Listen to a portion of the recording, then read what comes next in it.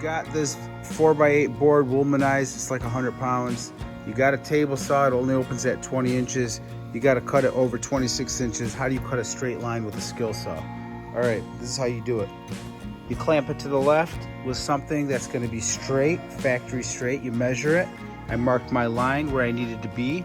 I need it at 26 inches minus 3 of those little dots, which I call millimeters. Not too educated, but I knew how to do stuff.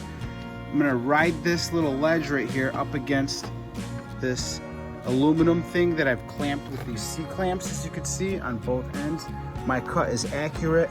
My blade is gonna cut exactly on my line that I need, and I'm gonna ride this all the way through. I've got support under here, which I know as I cut it, it's gonna be heavy, it's gonna wanna fall. This is gonna wanna bend and bow. I'm gonna go slow. We're gonna get this thing cut straight. There is tools you could buy to do this, but this can be done with this little bit of tools, 2 C-clamps, something straight. You could use a piece of wood. As long as it's accurate, you can get your cut straight. This could be done. All right, so let's do this.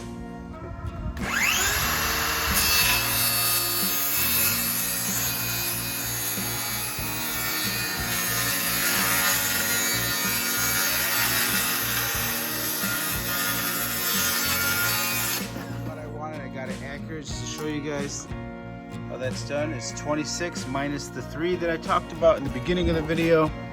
26 minus the 3. That shit is accurate. Give me a thumbs up. Thanks for watching.